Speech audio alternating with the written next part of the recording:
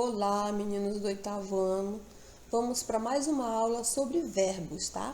Como nós já vimos anteriormente, né? Nós vimos o modo verbal, o imperativo, o subjuntivo e afirmativo. Nós temos as formas nominais e verbais também. E hoje nós vamos falar sobre as vozes verbais. O que vem a ser essa voz verbal? Como nós vamos estar caracterizando uma voz verbal. Então, a voz verbal, ela vai estar caracterizada da seguinte forma: quando o sujeito é agente, quando o sujeito é paciente, ou quando o sujeito é as duas coisas, agente e paciente. Quando o sujeito for o agente, ou seja, quando ele praticar uma ação, nós vamos ter a voz ativa, tá?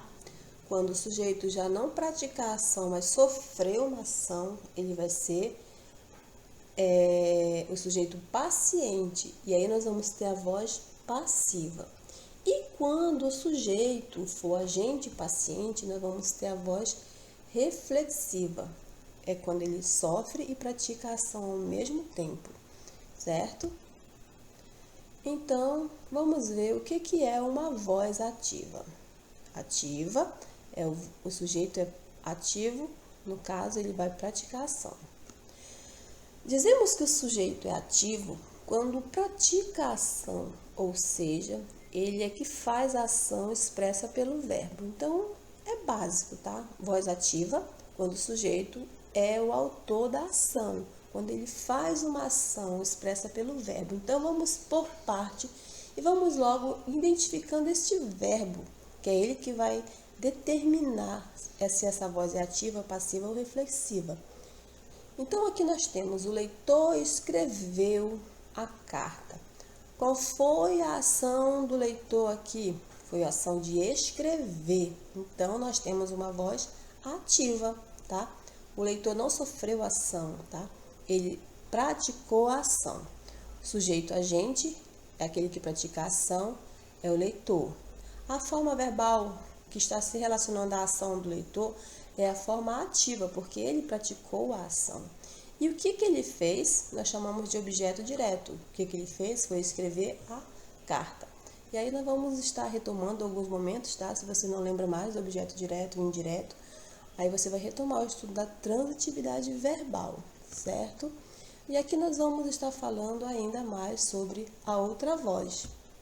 Vamos falar da voz passiva. Se na ativa o sujeito pratica ação, na passiva é diferente, tá? E a passiva ela é separada de duas formas. Vejamos aqui. Voz passiva. Quando nós temos uma voz passiva, dizemos que a voz é passiva quando o sujeito sofre a ação, tá? Aqui na voz ativa ele pratica a ação. Na passiva ele é o sujeito que vai estar sofrendo a ação. E essa voz ela pode ser passiva analítica ou passiva sintética. Na voz passiva analítica, como é que eu vou estar determinando se uma é uma coisa, se outra é outra coisa, tá? A voz passiva analítica é básica. Ela vai apresentar uma locução verbal. Ah, professora, não lembro mais o que é uma locução verbal. Aí você vai dar uma recapitulada lá, tá? Relembre o que é uma locução verbal. Lembrando aqui que nós já vamos identificar essa locução verbal. Vamos analisar os elementos aqui. A carta é o quê? É o sujeito, né? O leitor escreveu o quê? A carta. Então, aqui nós temos aqui o sujeito da ação é a carta. Foi escrita. Então, aqui nós já temos um determinante para saber se ela é passiva ou se ela é sintética. Foi escrita é uma locução verbal. No caso aqui, nós temos dois verbos com função de um. Então, aqui nós temos uma locução verbal. A carta foi escrita por quem?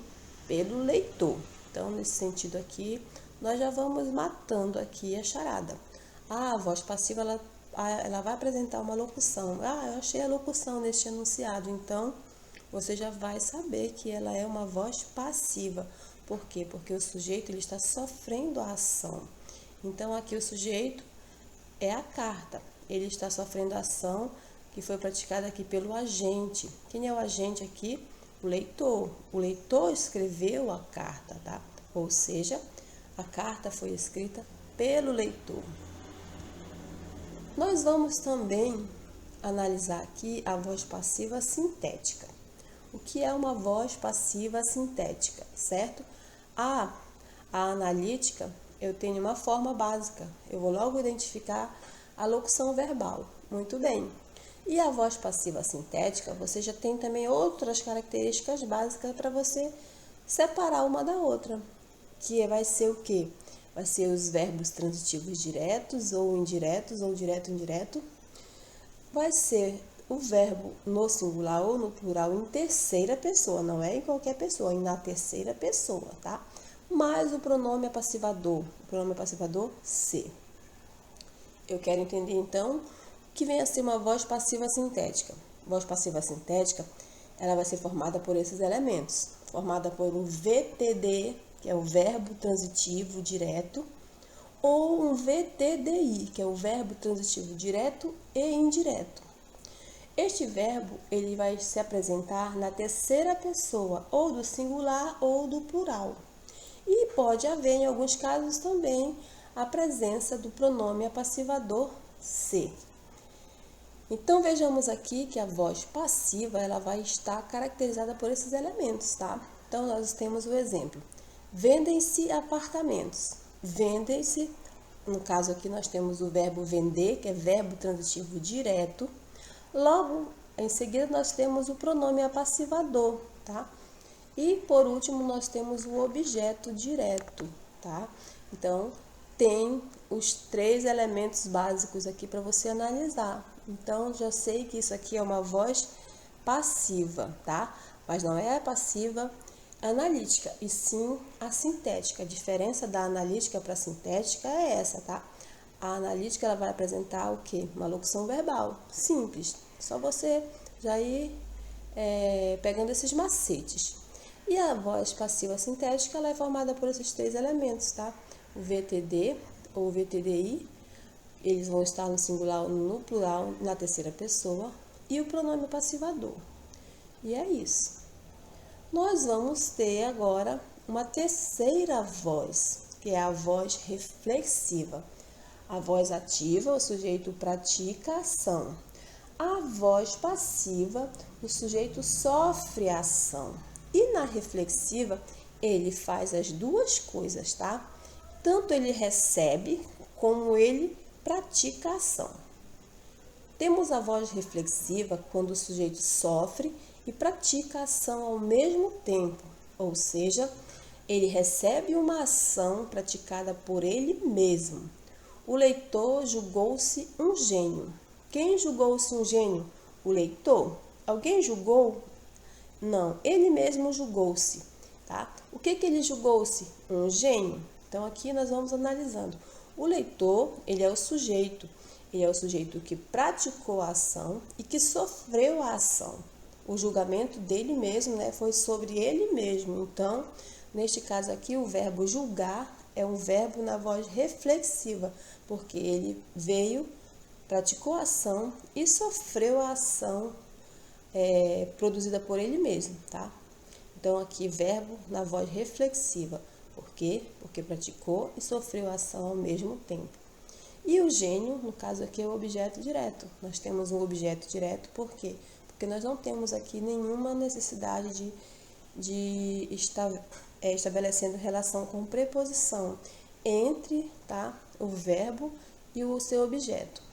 E é isso, gente. Nós vamos agora, né, ficando por aqui, entendendo melhor sobre essas vozes verbais, estudando um pouco mais, tá? Sempre que necessário, retome aí ao estudo da transitividade, as conjunções, as locuções, aos verbos transitivos diretos e indiretos. E é isso, espero que vocês tenham entendido, né, essa aula básica e simples. E até a próxima aula.